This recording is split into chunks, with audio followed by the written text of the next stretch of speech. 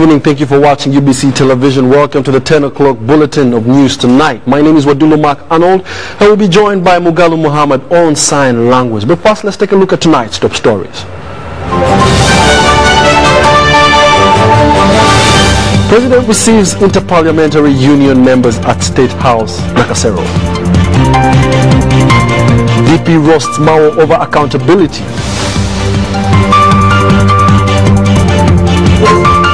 Uganda intensifies screening for coronavirus at entry points. One person dies in Bulisa on suspected yellow fever outbreak. Bombers are beat ahead of the Dakar Olympic qualifiers.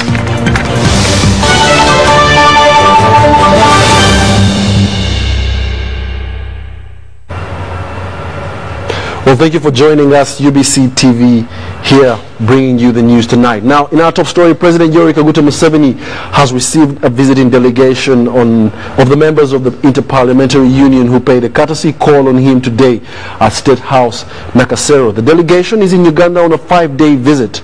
They include Alexandra Jakov, a sub-legislator and member of the Committee in Human Rights of MPs, Roberto Rodriguez Valencia from the IPU Secretariat, and Ali Al-Aradi MP from Bahrain. The President and his guests discussed pertinent issues centering on their respective countries, and Mr. Museveni briefed the visitors on exceptional friendliness of Ugandans and the uniqueness of the country's naturally endowed, abundant and unexploited natural resources. Legislator Alexandra Jakov commended President Museveni's leadership and the magnitude of the economic development Uganda has realized under Mr. Museveni's leadership. She also noted that her country, Serbia, is growing and developing further from the time the country became an EU member, and ethnic conflicts are no longer a problem to Serbia and Europe, she said. Well, in other news, Democratic Party members of Parliament have expressed dissatisfaction over what they described as unexplained failure by the party's leadership to avail party cards and village registers. Led by Kalulu County Member of Parliament, the DP caucus, members denounced the ongoing party renewal process by its leadership. They echoed this during the press briefing at Parliament on Wednesday morning. On Monday, 27th January 2020, Democratic Party's National Vice President, Fred Mukasambidde, announced the party's roadmap. The program, among other things, detailed the election of party village councils on January 30th, 2020, with unexpected culmination into election of National Council members.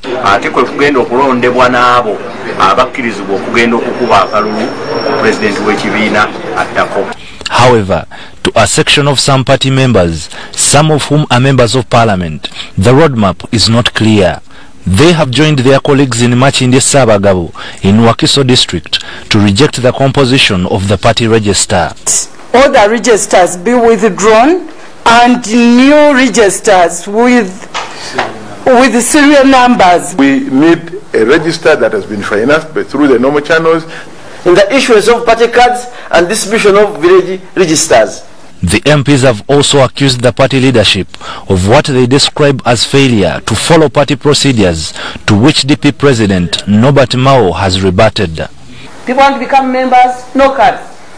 People want to become members, no registration books. You can't register them, you cannot give them cards. And then you're even saying you will have a presidential candidate who is supposed to come through that electoral process. All our accounts are audited, and therefore whatever claims are being made about lack of transparency in management of funds is utter nonsense. That kind of approach by the members of Parliament is childish.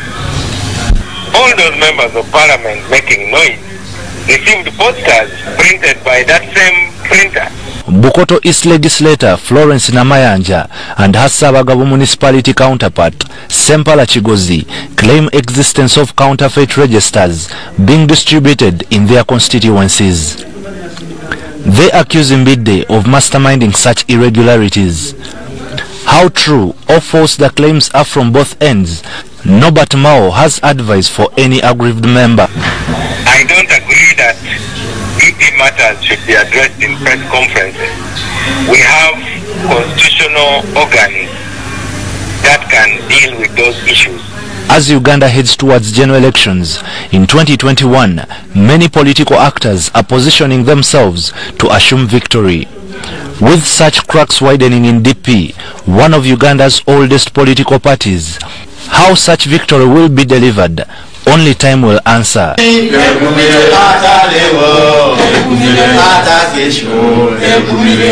Gloria Bwitabinji compiled this report. Well, in other news, President Yoweri Museveni has met a delegation of Danish investors from Grand Force Holding, a Danish pump manufacturer based in Denmark, and advised them to consider investing in water cleaning and treating in Uganda, as well as provide clean water for the people, especially in rural areas.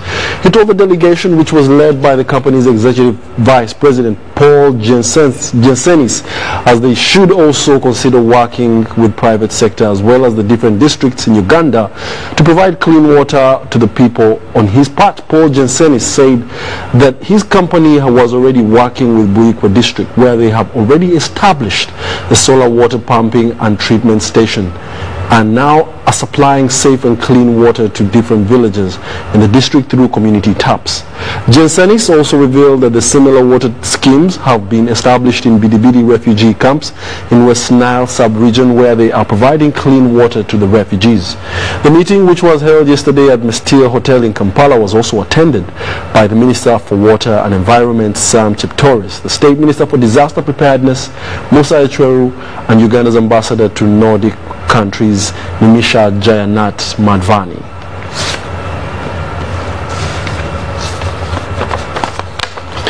UPDF has rolled out regional civil military activities ahead of the Tarehe Sita anniversary.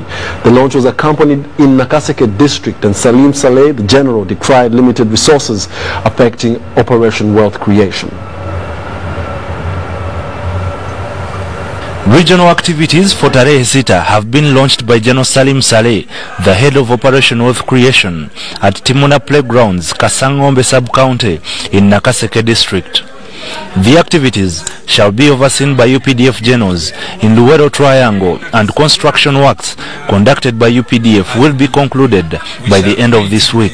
In Luwero district, we are renovating and completing a classroom block at Gari Koreka Primary School in Bamunanika.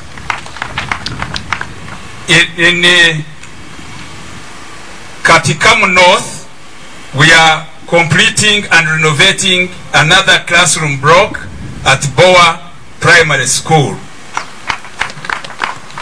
It is at this launch that the second edition of Tarehe Sita Run was launched as preparations continue ahead of Tarehe Sita, which will be on 5th February, and I want to thank in Chiwoko town, and I want to thank General Saleh says inadequate resources channeled to Operation Wealth Creation have affected the program at lower level. Now, if you call each of those officers about OWC, buli omu amanyi kiki ekyetaagisa okukolebwa mu constituency gyali, buli omu babikulaminga mu mutwe, but they are not aligned with what the national planners are planning. UPDF, the youngest army in East Africa, has also been commended for the success in fighting unruly regimes.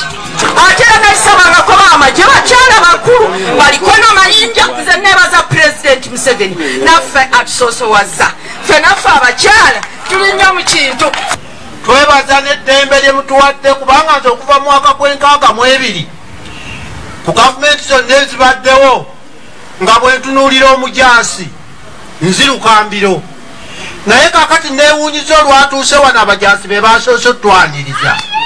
Theft, I know it's a challenge, we need to address it because people are vulnerable.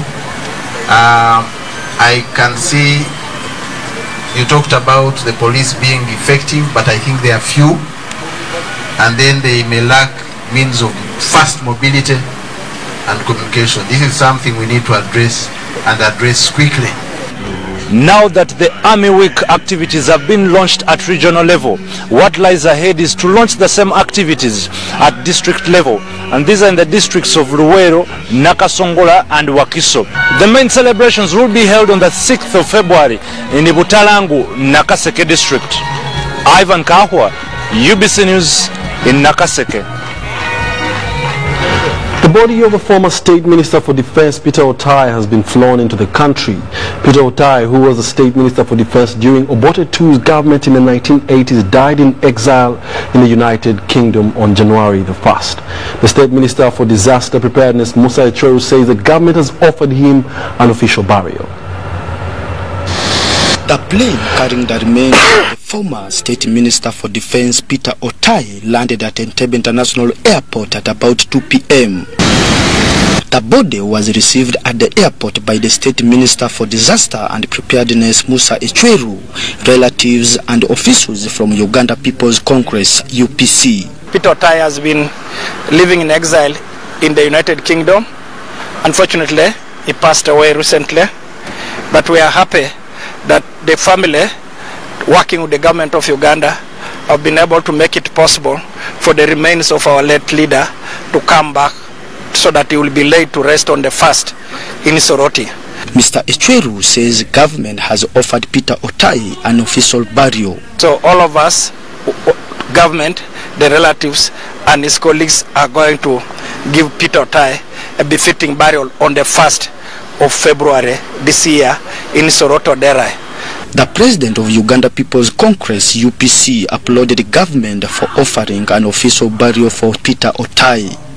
He took over that office at a trying time, at a time where we're coming out of the war of 78, 79, and he served this party diligently. He has been out of the country since 1985. And we recognize and accept the gesture of giving him an official burial, and we're grateful for that. So we're here together to ensure that Peter Otai gets a befitting burial. Peter Otai was State Minister for Defense during Obote II government in 1980s. When President Museveni's NRA government took over power in 1986, Peter Otai formed a rebel group codenamed the Uganda People's Army that was defeated by the regime forces, seeing him flee into exile in the United Kingdom. He died this year on 1st January and will be buried on Saturday in Soroti district. For UBC TV News, I am Philip Aguta. The Ministry of Health officials are to implement enhanced health screenings to detect the coronavirus contracted travelers traveling to and on direct or connecting flights into the country. This activity is in response to the outbreak in China caused by the new coronavirus, with exported cases already reported in near Nairobi, Kenya. Are being subjected to entry screenings for symptoms associated with the coronavirus. Based on the current information, the risk of coronavirus to the Ugandan public is currently deemed low, but nevertheless, health officials at the airport are taking proactive preparedness precautions. This screening is part of the layered approach used in tandem with other public health measures already in place to detect other contagious hemorrhagic fevers such as Ebola. Dr. James Ayil is the medical in charge at Entebbe Airport Clinic Kazuri. He is confident his staff is well trained on how best to deal and detect the virus.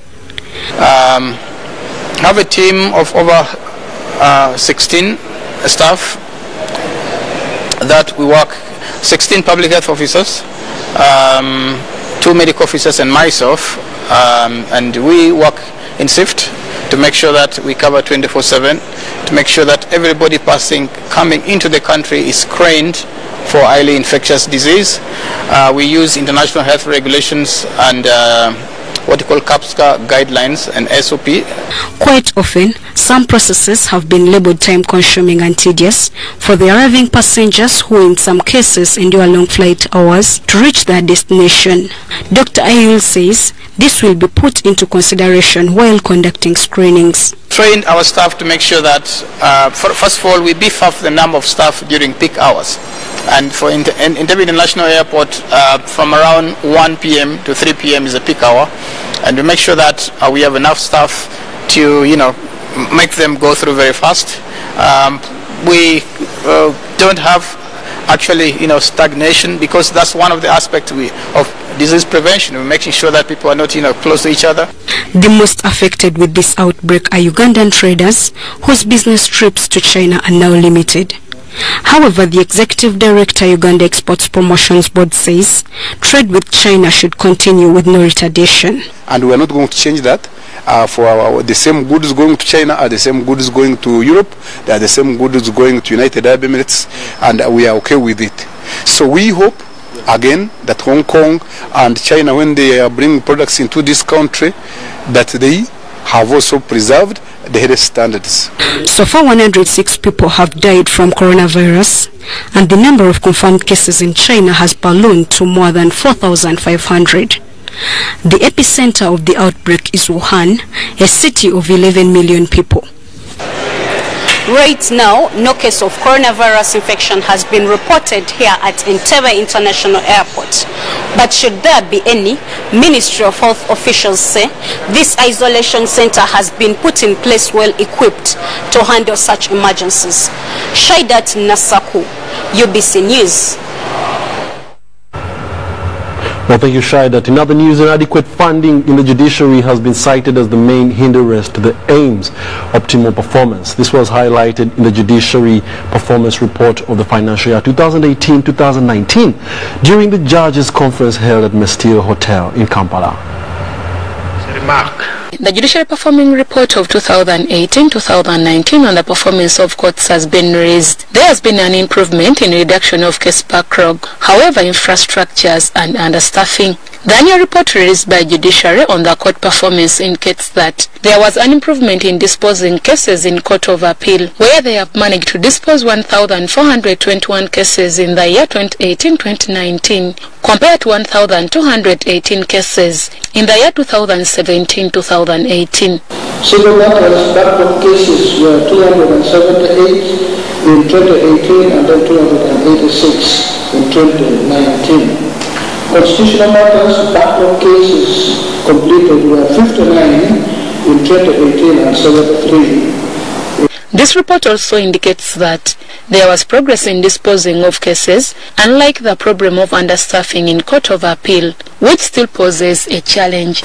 We suggest and recommend that the number of justices that will be increased to at least 30, bearing in mind the 7,527 cases that were pending at the close of the year and the average of 1,541 new cases registered this year. According to the same report, for the first time, the number of those convicted in prisons are outnumbering those on remand compared to the past years. There has been progress in clearing case backlog in high courts, where Kampala High Court led other courts, followed by Mbarara, Gulu and Masindi, among others. The Principal Judge, Dr. Flaviana Zeija, says there is still a big workload to clear pending cases in Land Division of over 5,681 cases, clearing 173 the year 2018-2019. Land Division of the High Court alone has a backlog of 5,681. This informed my decision recently to increase their number of judges, but that is not even enough because we find the judge having 1,500 cases, and I can assure you land matters to have 1,500 is a tall order. Fort Portal High Court has been ranked as the worst performing court of the year, disposing 570 cases out of 1,500 cases which were registered. If you look at Guru, the cases brought forward as a subtotal were 2,898. Those registered were 1,012, and those completed were 483. If you look at this is not even half in terms of. Supreme Court managed to register 111 cases in different divisions, including constitution and civil applications and appeals. Justice Esther Chitimbo Chisache from Supreme Court highlights some of the challenges faced by the Supreme Court the year 2018-2019. Because of the limited funds and the quality of representation sometimes is not up to the mark. quality of written submissions filed, again, in some cases that is wanting. Limited compliance with Supreme Court rules and directions with respect to filing of pleadings and authorities. The Judges' Conference held at Ministerial Hotel in Kampala will end Thursday, 30th January this year. I'm Namamode Deborah, UBC. Uganda Electricity Generation Company is appealing for harmonization of opinion with the regulator ERA so as to follow the dictates of the power purchase agreement. This will help the company generate more revenue and be able to service its loans. Now, while hosting the new line Minister for Energy and Mineral Development, Dr. Mary Goretti Chitutu at Isimba Padam, UEGCL's management team requested for more financial support from government. The new Isimba Bridge under construction is of immense social and economic value to the eastern region and the country at large, says the Minister of Energy and Mineral Development. Connecting Kayunga district to Kamuli district across the River Nile, the bridge has been on the spotlight in the recent past due to allegations of corruption which threatened to stall the project. The significance of this bridge is to connect first of all the two districts, but also to promote trade between the Buganda and the Busoga region. And secondly, in case we have any problem on the upper bridges, for us from the east, even myself, I will be using this bridge. According to Uganda National Roads Authority, the project, one of the second components of the power dam, is on schedule. Works are fully on progress. The contractor has fully mobilized. Because the bridge involves two components, basically two parts of the bridge. We have a 450 meter span this side, another 430 the other side. So as you can see, about 8 piers already up. Even more piles underground. We've done 28 of 38. So the progress is good. We are hopeful to complete on schedule. The works are scheduled to be completed by end of December 2020. In an interaction with the UEGCL management, several issues that need urgent attention from government were raised. This includes construction of staff housing to enhance operations of the dam, funds to support the Community Development Action Plan, which currently has a shortfall of 16 billion shillings, enhancement of the last mile connection to spur demand for electricity, harmonization of opinion between the regulator and UEGCL so as to follow the dictates of the power purchase agreement. We've really enjoyed visiting the plant with her, and we've taken all the comments. She's given us a few tips on how to improve in our communication and other areas, and we'll take that seriously. But we are grateful to having had her visit. Thank you very much. The total energy dispatched from Isimba from January to December 2019 was 717 gigawatts per hour, with an average plant availability of 98%.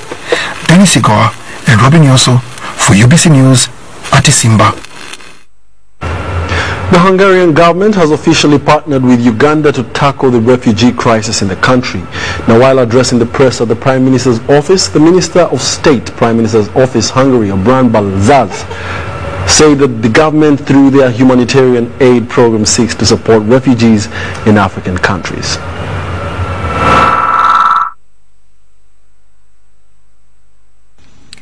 The government of Hungary has agreed to partner with Ugandans to facilitate and improve the livelihoods of refugees. According to Obran Balzaz, Hungarian government donated 16 million euros to Uganda and applauded the country for its open refugee host system. So we made the decision to start a humanitarian aid program. We invested 16 million euros, around 20 million US dollar in Uganda refugee and migration system, and I came here to see the progress. The minister commended Ugandans for their effective open door policy that provides opportunities including employment, education and freedom of movement. I experienced there that the Uganda refugee hosting model works. The open door policy what you established is working. So I bring back Europe this information. I will share it with everybody, and I try to convince all our international and European partners to support Uganda government as we are doing here.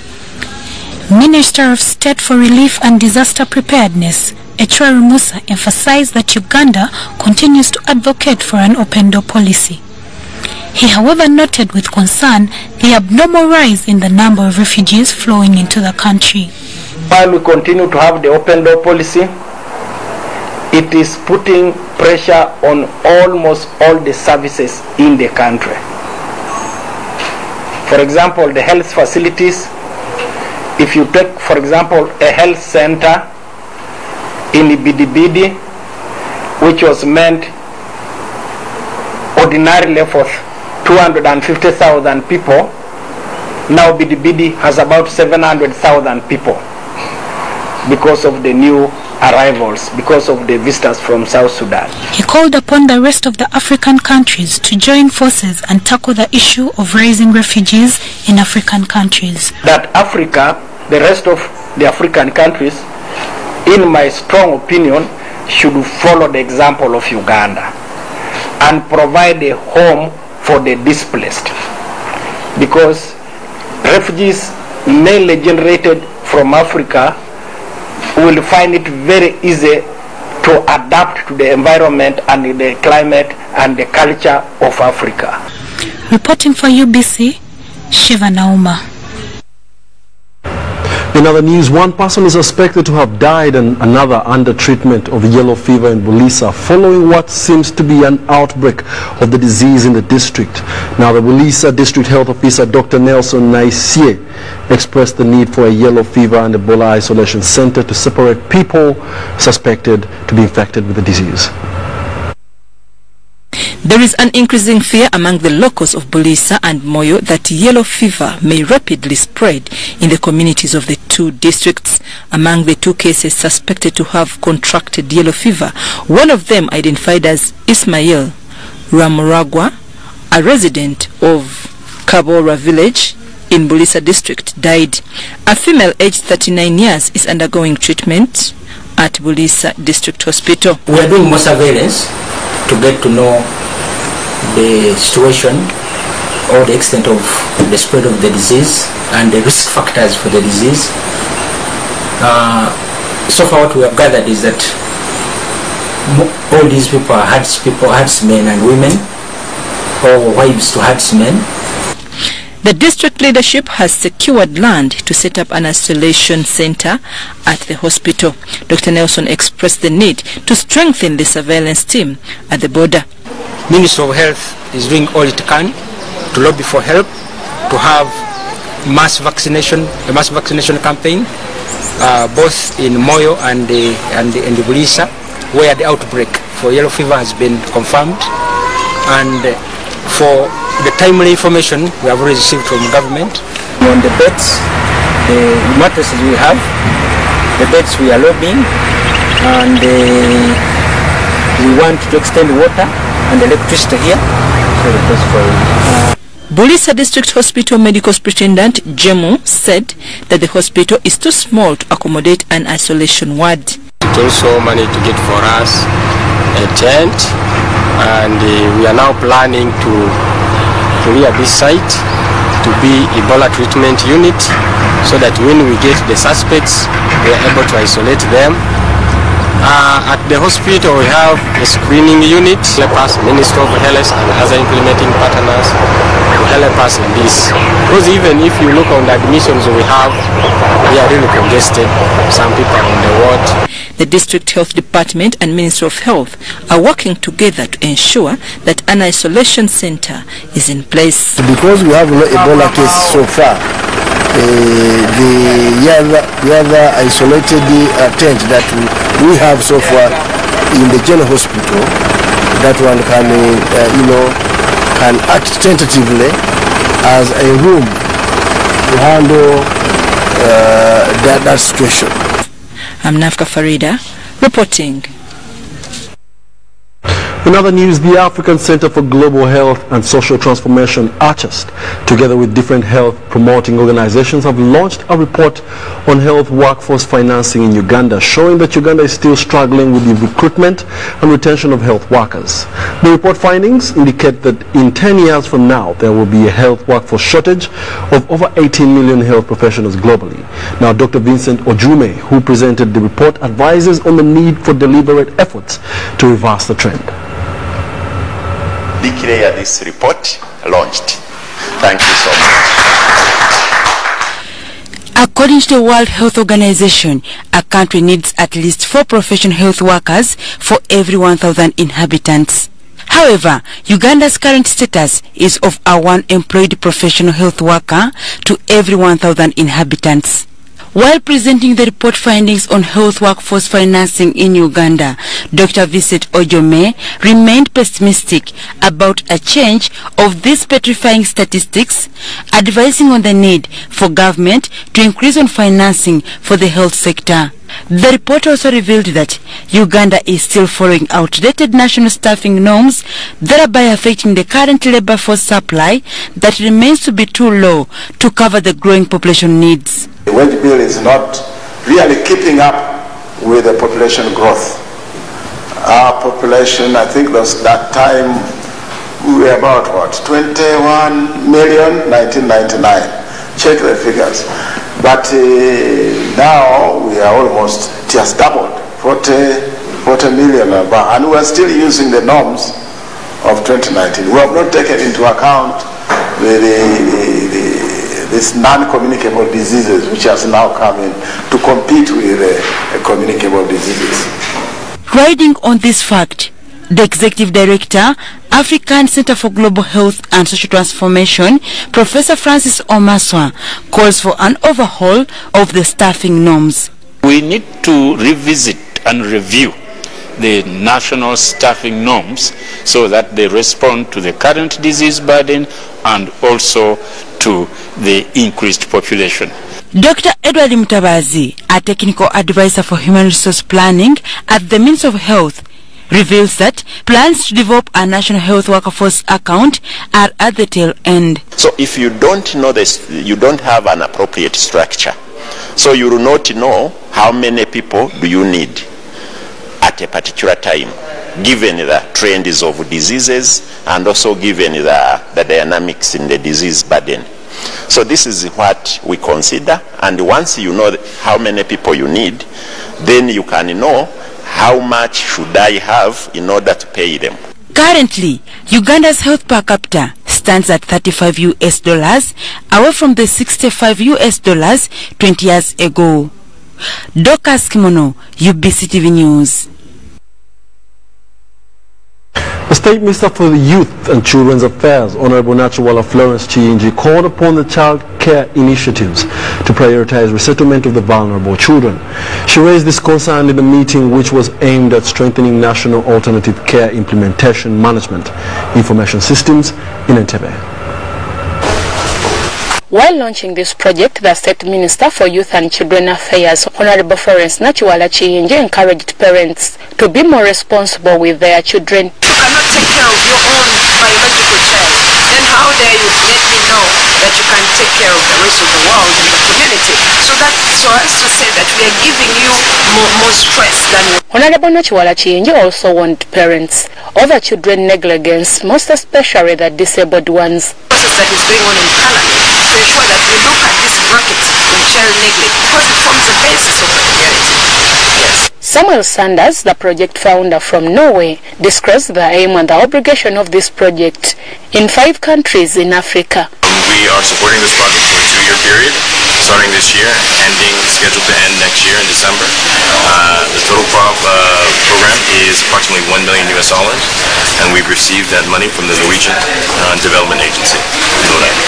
In her keynote speech, the National Director of Source Children's Village in Uganda, Oliver Lumonya, says that they are going to carry out effective inspections in different child care initiatives. The process is still going on. We started reintegrating children about 5 years ago.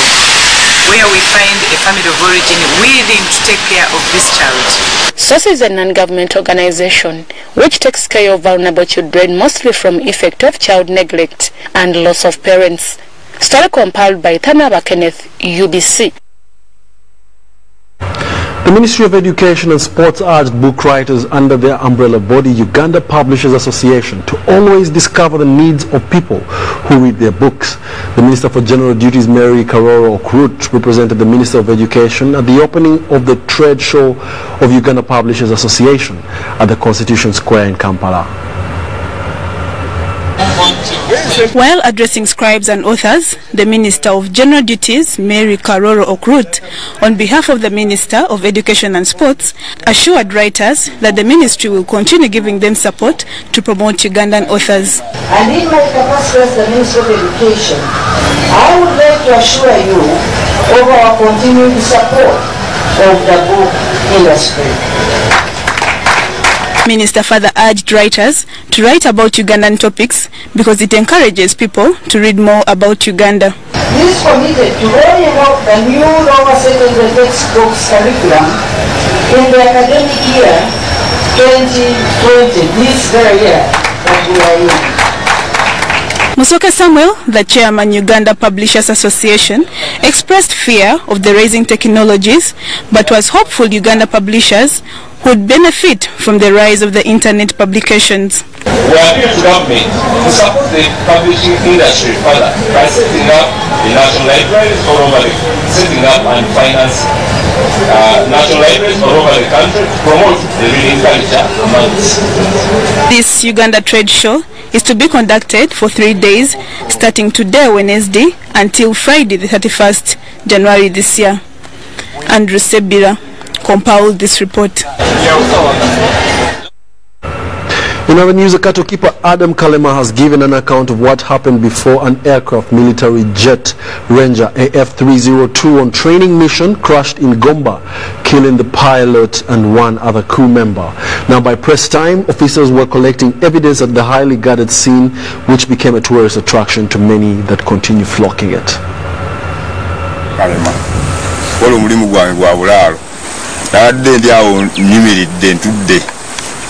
Nyinyive chimanga oyavudde chimanga niwetamu kadde gina tomero omuti neguwetamu nechika neberanga etunule eno side zeno nadde ndi awo ngolufulu kutte nindo kuya akanyika umira nnyo muki mbanga tunawide akawumira mu bbanga kozi kwe kubugamba ati awaleka wali mu byaki mu byawe manyi baganye kuziteekawo ne baziteekeno ne ludda gwenzi kola ki agenze okulawa omulundi gumu omuntu ajja agamba wowe kakana akandu wekavuze omulundi gumu wansi tu tekazeemu kuvuga wadde kayambuse buyambusi mu bbanga ebipapazo bijja bikola ki akasigaddeko akatundu kakuteeri nze nange olwalo kyekanga ekingi nadduse buddusi nadde mmanyi bbomu anzira waka era ente zange ezadduse zidde eno waawe waazo tezazze eri zazze eno naye ng'obudde bwabadde bubi nnyo obudde bwabadde bubi nga bulimu empewo nnyingi ng'ate nga n'olufu lungi abafiiriddwa kubanga ekyo kyo kitalo naye munange wabeera essanyu walina okubaawo n'ennaku kati naffe tuli basanyufu olw'ensonga tulabye ku nnyonyi era mu bulamu bwange guno mulundi gulinga gwakubiri nga njirabako ng'egudde ngaawo naye mbadde sijja okubisa nkwadde akafaananyi naye tuli basanyufu nnyo n'ono muganda wange tuli basanyufu nnyo era tuzze misinde tujjayo ng'eyita mu kkubo ne tujja misinde tugirabe kyanganzaalwa mbadde situkanga ku nnyonyi kuba n'entende situkangayo ku kisaawe olwaliro gwemuga nga gusoose tuseeko wano n'omukyala wange n'omwana wange tulaba nga bwulire bwe yakula yasewo mpulidde essanyu ly'amaanyi n'abaguze bano boolaba baliwo bulungi kubanga gwe gusoose kukwata ku nnyonyi adde sigikwatangako kwekubya bifaananyi wano naye mpulira essanyu ly'amaanyi nnyo kubanga ennyonyi sigibadde walako nayo nga ndi kumpi nayo lyessanyu lyempulidde olwaleero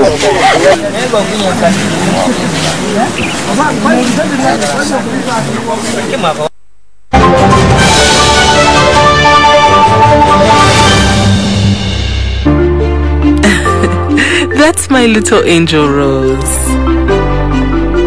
Together with millions of other children, my daughter Rose is assured of learning something new every day. Moses, my husband, just like many other commercial farmers, has his business supported so he can provide for us. When my other little one was on the way, even with my pregnancy complications, it was a quick, smooth ride to Mulago Specialized Women and Neonatal Hospital.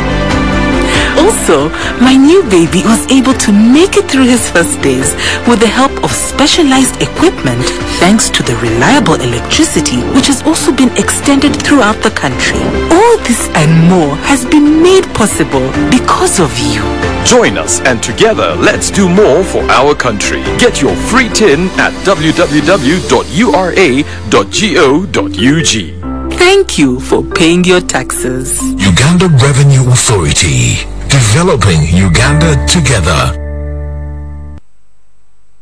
Operation Wealth Creation is coordinating all government ministries, departments and agencies to unveil unique investment opportunities in every region of Uganda to local and international investors to transform subsistence farmers into the money economy. Operation Wealth Creation presents the Renzori Investment Expo, scheduled for the 30th to 31st of January 2020 at Mountains of the Moon University, Fort Portal City. Theme: Investment for Local Economic Development. This expo is one of the many regional investment expos anchored on agro-industrialization for local economic development, agri-led program, and will be held countrywide. Come explore investment opportunities in the Renzori region, from mining, tourism, agriculture, and many more. The guest of honor will be His Excellency Yoweri Kaguta Museveni, the President of the Republic of Uganda. For more information, contact National Organizing Committee.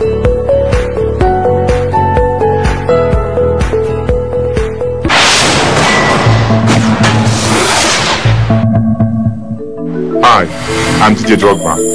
On average, almost 250,000 people die on the road in Africa each year. As a proud African, this breaks my heart knowing that so many deaths could have been avoided.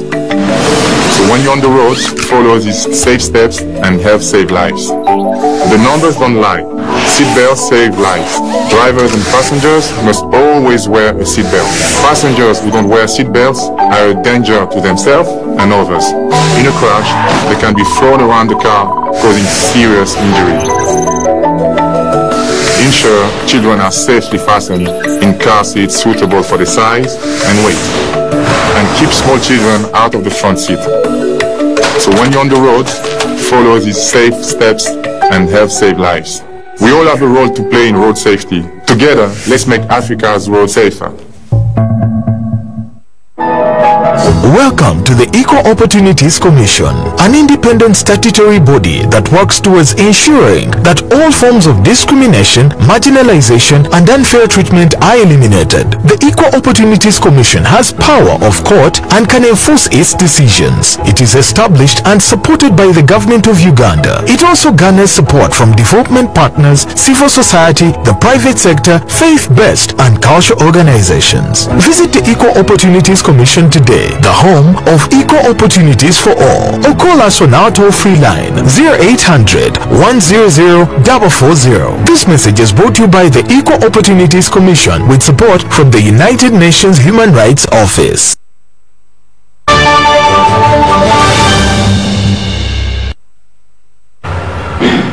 Welcome back to Still Watching the News Tonight here on UBC TV, broadcasting live from Nile Avenue. Remember, we're also streaming live on Facebook and YouTube under the tags UBC TV Uganda. In our business news, the State Minister for ICT and National Guidance, Peter Ogwang, has challenged small-scale and medium enterprises to embrace information technology to boost their businesses. Now, Ogwang urges SMEs to emulate examples of Safe Border and Uber initiatives that have gone digital to promote their transport business. He was speaking during the launch of the digital literacy training for small-scale and medium enterprises in the Eastern District of Soroti. In this era of technological advancement, everything is going digital, including transport business. In Uganda, Safe Border, Uber and Taxify are among the motorcycle taxis that have embraced online technology to improve their businesses. This underscores the need for other businesses, whether small scale or medium, to follow suit. Once you have started your business which you are doing, manage it, including managing yourself. How many of you are managing themselves?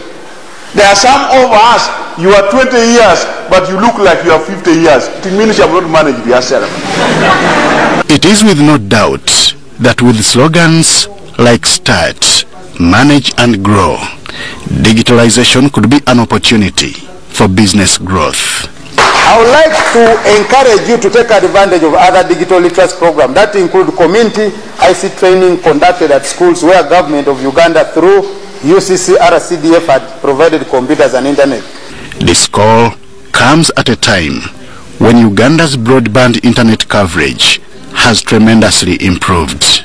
The current coverage of 96% population on 3G internet, up from 27% in 2015, has increased online presence and business opportunities. Government invests anywhere without thinking of profits. And that's why we are here. And we shall continue moving deeper till we all become digitalized. We therefore, as a government, are committed to ensuring that our people take advantage of digital revolution. As the rest of the world move faster, move forward, we should not be left behind. This is the reason why the gospel of online business marketing has been taken to Soroti, in the Teso sub-region of eastern Uganda. We believe in partnerships. Even in Soroti here, we believe that if you also organize yourself in one or the other, you can benefit from some of these projects, government projects, so that the level of accountability is raised up under a bigger group of users. Such milestone, however, is challenged by a number of factors, including a wanting access to electricity supply. This is probably due to the fact that Teso sub-region is one of those areas in Uganda still recovering from effects of insurgency. Just like the people singing their songs that the party after party. For us, we have been having insurgency after insurgency. And it has brought us down. So I appeal to us, members who have got a chance to learn, make your business progress. Let your business shine. And I pray that you make the best use of this to better our lives. How many phones do you need as a human being? One. But there are people with the 5 phones. There are people with the 3. My question is, let us be realistic in what we do. The newly launched digital literacy training for small-scale and medium enterprises in Eastern Region comprises of 220 participants, with the number expected to reach 500. Participants include salon operators, tailors and fashion designers, carpenters, metal fabricators, and mechanical engineers. Henry Okurut, UBC. Why don't they play from now? Thank you, Henry. Now in our exclusive feature tonight, Mwelo Parish residents in Toro District were eager for investment, especially after getting to know that HIMA, a multinational cement manufacturing company, was interested in a 50-acre rocky land in their parish. However, to date, no quarrying has taken place in their area after the investor abandoned the project. Now, our reporter Dennis Sigor digs deep into the issue that stalled the multi-million-dollar project. In 2017, Hima Cement Manufacturing Company, a subsidiary of Lafarge Holcim, a Swiss multinational company that manufactures building materials, expressed interest in purchasing land in Mwelo Parish, Mulanda Sub-County in Tororo District. The rocky land was spotted by Optima Mines, a locally incorporated company acting as an agent acquiring properties on behalf of HIMA. There were some visitors who came here from HIMA Cement. They came with an interest of buying that rock, Mwelo rock, for the purpose of making cement and other developmental things. Optima made contact with the local community where the project was supposed to be set up. The land in Mwelo Parish in Tororo district was meant to supply Hima Cement Factory with granite stones, which is an ingredient in cement manufacturing. But what went wrong is what my crew and I are trying to find out, and that's why we are driving to Mwelo Parish to interact with the local community and get to know their opinion or ideas on how the issue can be resolved for socio-economic benefits.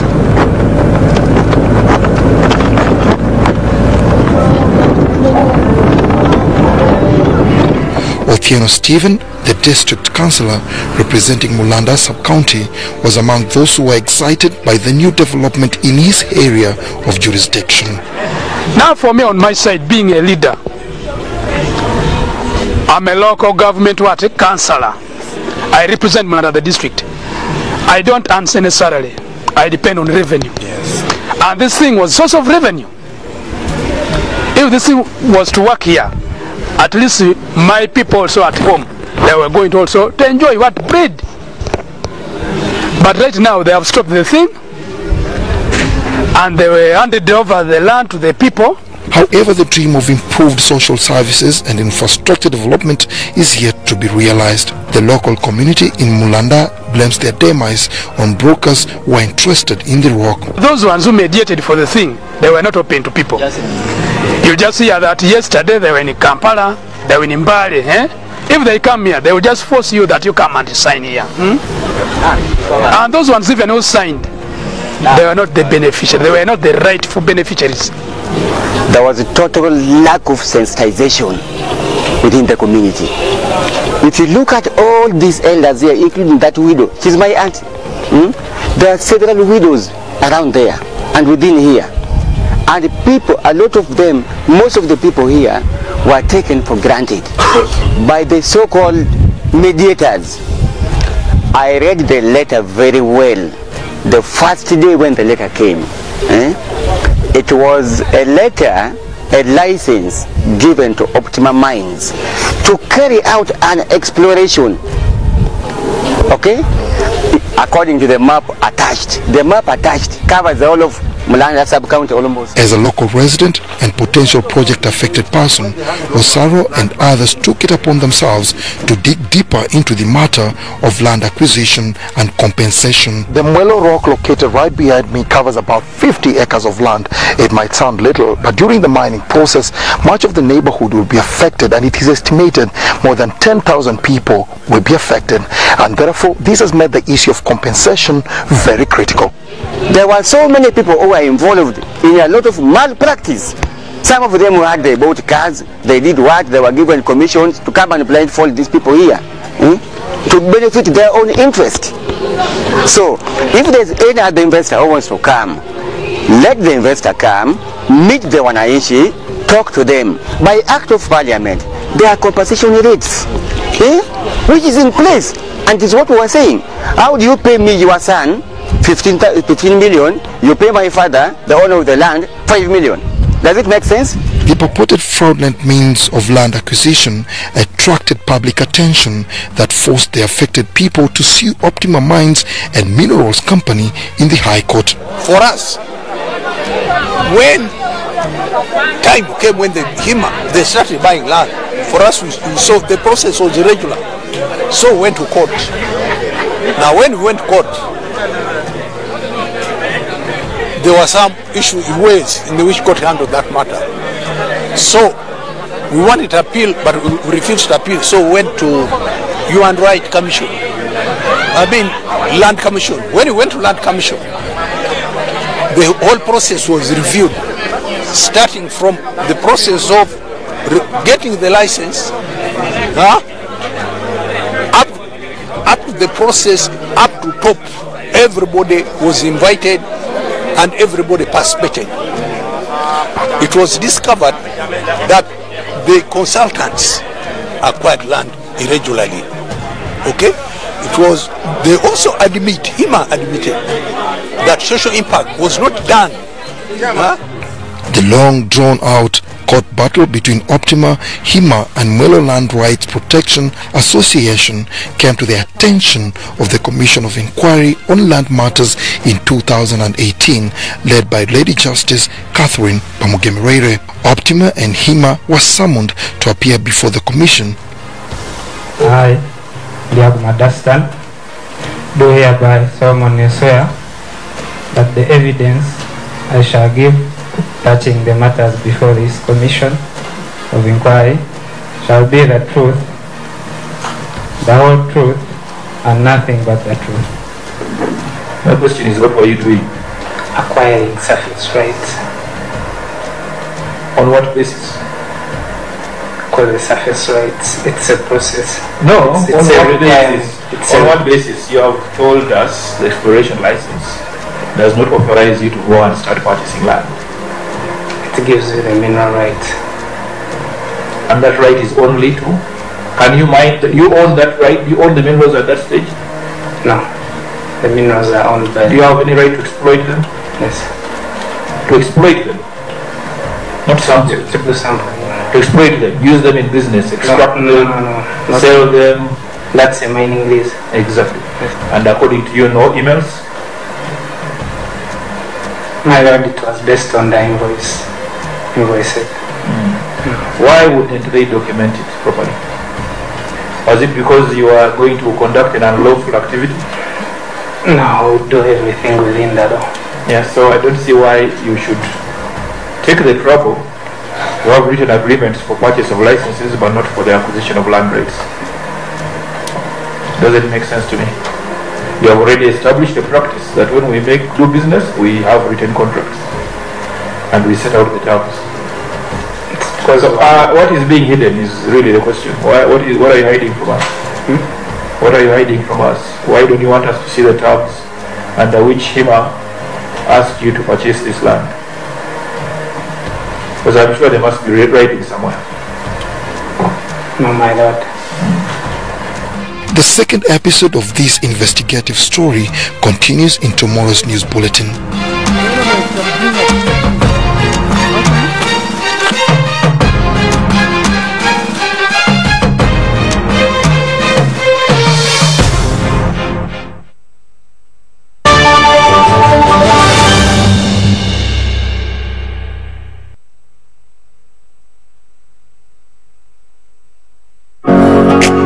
It's no secret that ICT makes learning easy. The strides made in our field could not be possible without it.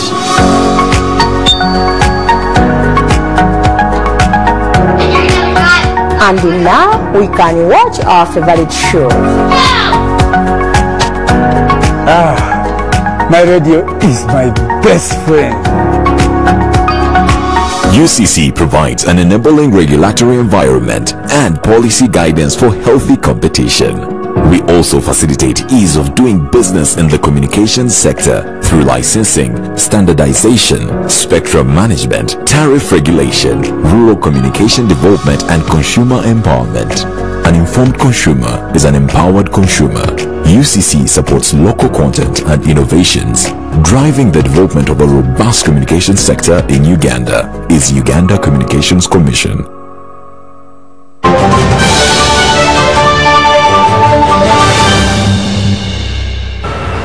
Welcome back, and now in our sports news, Uganda national boxing team, the Bombers, is intensifying its training drills at Luzira prisons ahead of the Olympic qualifiers due to be held in February this year in Dakar, Senegal.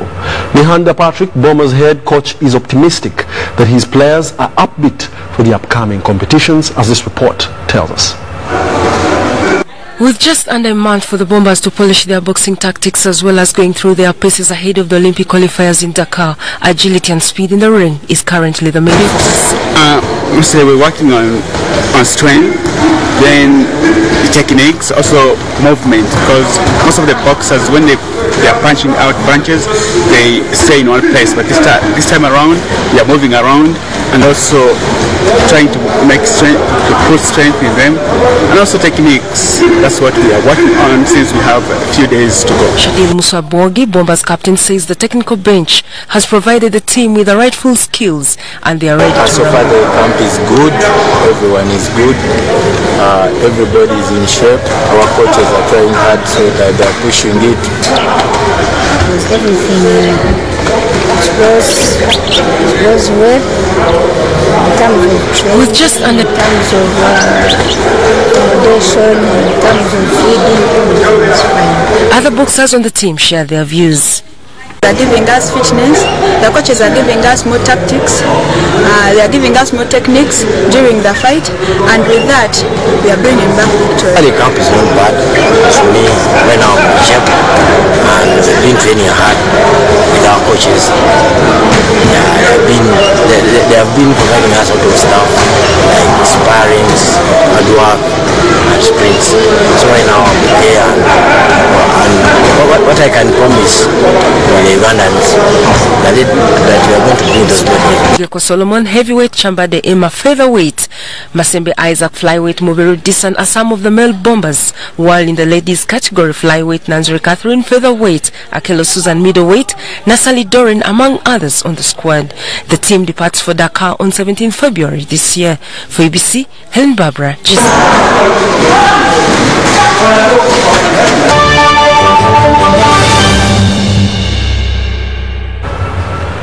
Well, and that brings us to the end of our bulletin tonight. My name is Wadulo Mark Arnold, and on sign language was Mugalu Mohammed. Let's now take a look at the weather updates, and from the team and us, it's good night.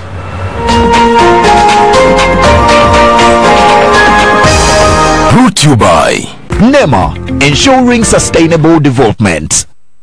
Good evening once again. I welcome you to today's weather broadcast brought to you by Uganda National Meteorological Authority in conjunction with UBC and Majezi Africano, you are today's presenter. Today we woke up with a chance of rains in several parts in the country. When we take a look at the report of rain from the stations, it shows that Lira had rain of 58.2 millimeters, Tororo was 53.6, and Jinja was 21.4 millimeters. The satellite picture shows that there is a low pressure in the northern sector which is pulling back the rain belt back to our country, causing the rains we are having in our country. Tomorrow in the morning we expect a chance of rain around Lake Victoria together with eastern and the Arua sections, but the rest of the country is expected to have cloudy conditions. In the afternoon we expect similar conditions in the Karamoja region together with the eastern and around Lake Victoria. In the western stretch we expect cloudy conditions.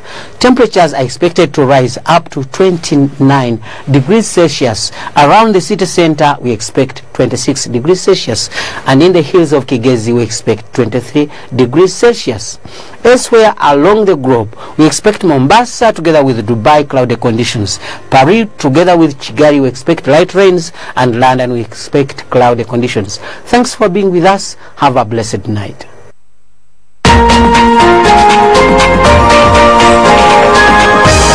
Brought to you by NEMA, ensuring sustainable development.